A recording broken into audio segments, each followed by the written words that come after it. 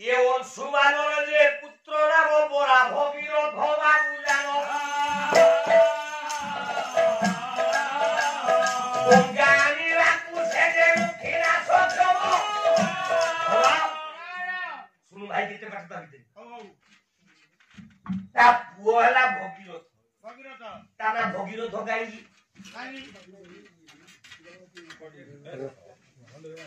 তা না কাহিଁକି ভগীরথ ভগ বলে কোন কোন আজ্ঞা ভগ বলে জন্নি দ্বার আজ্ঞা এটা ঠিক গোপা বীর্য পড়িনি ইরে কি রে কি বলা মা মা দিটা মাইকি না মাইকি দিটা প্রেম হই হ্যাঁ এটা জন্ম হই আরে মাইকি একাঠে কি ছয় জন্ম হই না কোন জানে সত্যরে তিনটা মা একাঠে হলি ওটা ছয় জন্ম হয় আজ্ঞা আজ্ঞা সত্যি ত্রেতয়া যুগের দিটা মা একাঠে হলি হ্যাঁ ওটা ছয় জন্ম হয় আজ্ঞা আজ্ঞা দ্বাপর যুগের দিটা মা প্রেম হইলে হ্যাঁ ওটা ছয় জন্ম হয় আজ্ঞা কলি যুগের মু পাঠ পড়ুয়া বিজ্ঞান প্রিয় ভাই মানে জানিছন্তি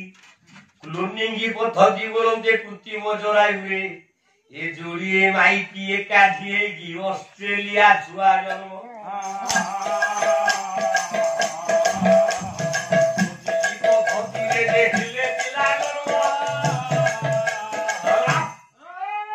সাইন্স কথা গলা হ্যাঁ ଆମ ଗଞ୍ଜାମ ବ୍ରହ୍ମପୁରରେ ଆଜ୍ଞା ଗୋଟେ ଝିଅ ପିଲାଟେ ଥିଲା ତା ନାଁ ରଶ୍ମିତା ହଁ ସିଏ ହଉ ହଉ ତାର ଲିଙ୍ଗ ପରିବର୍ତ୍ତନ ରଶ୍ମି ରଞ୍ଜନ ପରିଡ଼ା ହେଲା ବାବା ହେଇଛି ନା ନାଇଁ ଭାଇ ମାନେ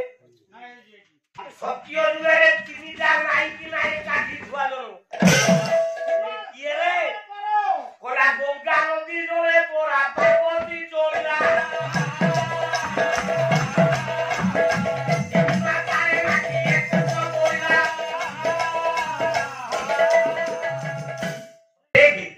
ସତ୍ୟରେ ଗଙ୍ଗା ଗୋଟେ ମା ପୃଥିବୀ ଗୋଟେ ମା ପାର୍ବତୀ ଗୋଟେ ମା ବାବା ଠିକ କହିଲି ନା ଭୁଲ କହିଲା ତିନି ମା ଏକେ ହେଲେ ଗଣେଶ ଜନ୍ମିଲା ଗଣେଶ ଜନ୍ମିଲା କୋଉ ପାଠେଲା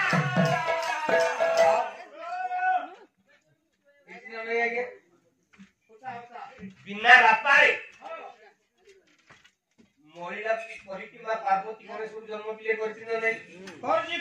গোপা খেলা না নাই না না সত্য বলা ত্রেতয়া যুগরে ভগীরথ জন্ম বাবা কেমিতি কোন জায়গা না খট্টভাগ পুଅ দিলীপ রাজার ଯୋଡ଼ିଏ ଭାଗ୍ୟ কোন আজ্ঞা ଜଣକ ନା ସୁତ କୀର୍ତ୍ତି ଜଣକ ନା ସୀତା କୀର୍ତ୍ତି আচ্ছা আচ্ছা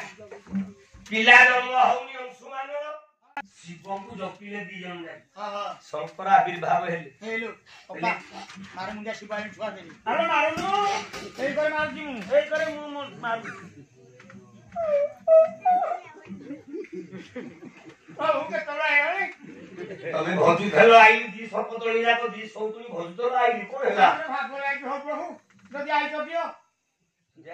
আপন দেলে গোটে ছুয়া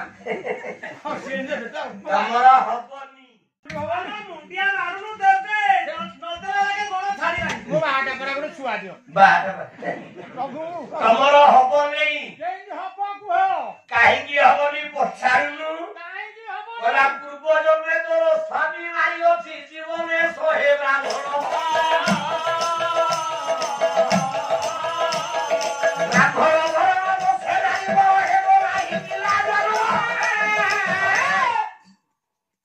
ପିଲା ହବନି ନାଇଁ ପ୍ରଭୁ ଏ କଣ ହବ ଟିକେ ବ୍ୟବସ୍ଥା କର ପ୍ରଭୁ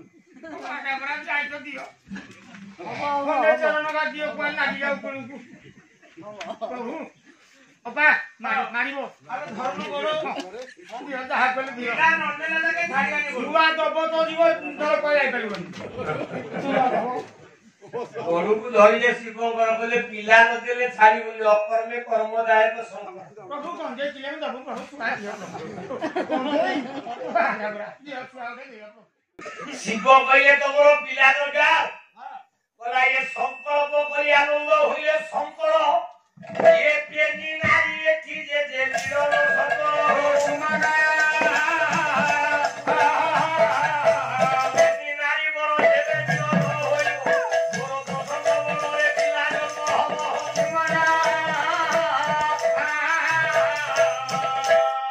ଶିବ କହିଲେ ଗୋଟେ କାମ କର ଦି ଜଣ ଯାକ ପ୍ରେମ আমি জনাব কপা মুহଁରେ ପକାଅ ଖା ପଖାଳ ଆମେ ମତେ ଲାଜ ଲାଗିବ। ମୁହଁ ବୁଲେଇ ଯେ ଛୁଆ ଦେବେ ଶିବ କହିଲେ କେମିତି କଣ ହବ ଦେଖେ ଦେଇ ଆଚ୍ଛା ତାପରେ କେମିତି କଣ ହବ ତ ବୁଝିବ ତମେ 2 ଜଣ ପ୍ରେମ ହ ଆଚ୍ଛା ଆଳୁ ଆସ ଆସ ପ୍ରିୟତମା ବିରତିରେ ପୋଷା ଖେଳିବା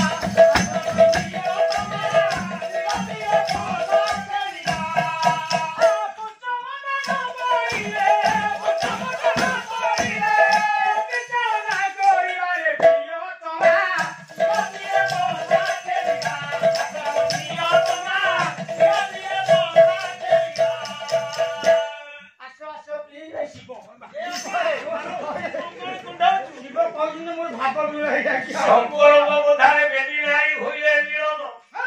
ଇଏ ଭବ ସାଙ୍ଗେ ଭବ ପରା ହୋଇଲା ଘର୍ଷଣ ବାପା ପରି ନାହିଁ ତାର ମାନ ଦ୍ୱାର ନାହିଁ ଭଗେ ଭବ ମାଗ ହେଲା ପିଲା ଜଗମୟୀ ମାର ଭବ ବାପାଙ୍କର ବାନ ବାପା ନାହିଁ ଖାଲି ମାକୁ ମା ଭବ ଭବ ବାଟେଇ ହେଇଗଲା ତେଣୁ ଭବ ସଙ୍ଗେ ଭବ ଯେବେ ଘର୍ଷଣ ହୋଇଲା ବେନି ନାରୀ ଗର୍ଭୁ ଭଗିର ଥନ ମିଳାରେ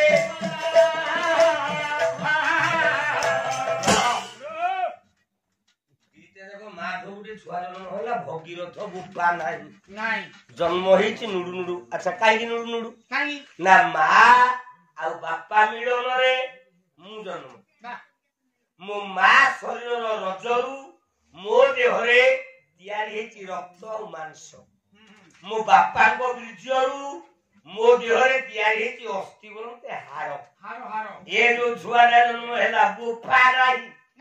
ତେଣୁ ବେନି ମାଙ୍କର ମିଳନରୁ ବାବୁରେ ମାଂସ ରଜ ଥିଲା ସିନା ହାଡ଼ ଗୋଟି ନାହିଁ ଅଷ୍ଟବକ୍ର ଭଳି ଧରି ଧରି ଯେ ଚାଲଇ